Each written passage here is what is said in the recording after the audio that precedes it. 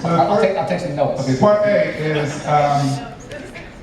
in an interview that I watched and maybe many others watched on PBS with Gwen Ifill, shortly after the PISA results were announced and saw the United States drop in several categories. You were posed the question whether poverty was an issue. Now, we've seen data showing that when you disaggregate that data by wealth and income, it shows up. But you stated very clearly that it wasn't an issue, or that you felt it was not the obstacle. I'd like you to elaborate on that, particularly given your track record in Chicago of putting in place more school-based clinics than any other large district in the country. So it seems to be at one time, you definitely acknowledged that health was a learning issue.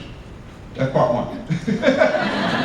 Part two has to do with the book that your colleague, John Easton, our friend, contributed to by Tony Bright and others at the Chicago Consortium, which looked at Chicago schools and over the years, many of those when you were the superintendent, and which schools improved, which schools didn't, pointed out 5 essential ingredients of success.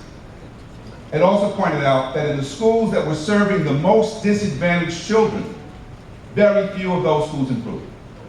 I wonder what lessons you derived from that study, since I'm sure John shared it with you, and how that reflected in the current turnaround strategies that we see rolling out of Washington. And then thirdly, part C, the Equity Excellence report that just was released, which I think very highly of. I think it's a great report. I'm wondering how that report is now going to be influencing your administration, your policies, because in the remarks today I didn't hear reference to it, and frankly, I didn't hear the word equity mentioned in those remarks either.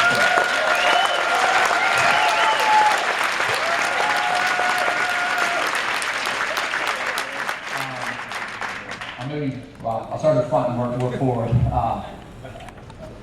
I spent my whole life working in New York City on the south side of Chicago, and have lived in a community that was devastated by, worked in a community devastated by poverty, where there were huge levels of gang violence, where there are very few intact families, where almost none of the families we worked with had family members who had gone on to college. Very few had graduated from high school. So from the time I was a littlest boy, I've seen the devastating impact of poverty, and I've always said that. But I've also always said, and I'm very clear here, is that because of that same exact experience, I never thought that poverty was destiny. And I think the best thing we can do is to give children a chance to be successful academically. Give me the poorest kid from the toughest community and the toughest family, put them in a high quality early childhood setting, have them go to a great elementary and middle school, have them go to high school with a college going culture. I'm actually really optimistic about that young child. We'll put that child in a situation where they don't have a chance to go to high quality school, where there's chaos in the elementary and middle school, where the high school is a dropout factory, and we in education are actually perpetuating poverty and social failure. So the stakes here are absolutely huge. I learned from my mother's program, first thing she did when kids came in the afternoon, she fed them. Why? Because if you're hungry, if your stomach's growling, it's hard to concentrate. When I was in Chicago, we gave tens of thousands of children eyeglasses every year. We fed tens of thousands of children 3 meals a day, not breakfast and lunch, but breakfast, lunch, and dinner, because we worried about them not eating in the evening. We very quietly sent home with a couple thousand children backpacks full of food on Friday afternoons because we worried about them not eating over the weekend. So I always say those foundational things of physical and social and emotional health have to be met. Have to be met if we're serious about talking about AP biology, chemistry, and physics. So we have to, as you said, we had a couple dozen schools that had healthcare clinics attached.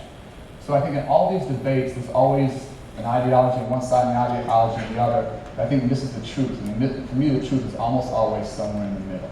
And so we have to take on front and center the real challenges that poverty and dysfunction and joblessness and gang violence create.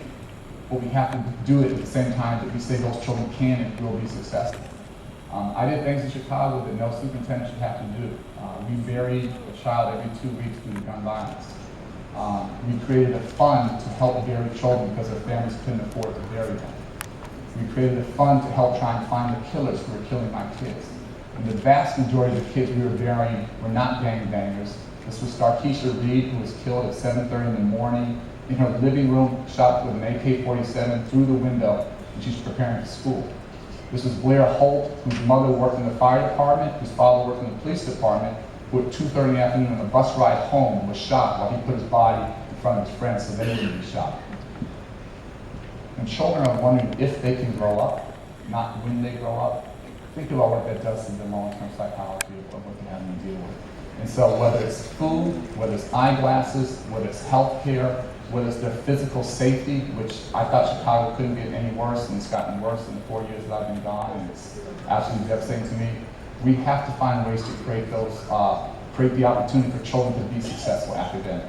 So this is not either or, this is always both and.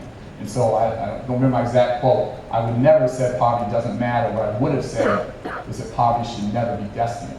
And from that corner on 46 in Greenwood, from a bunch of young men I grew up with, there have been some remarkable leaders emerge. Young man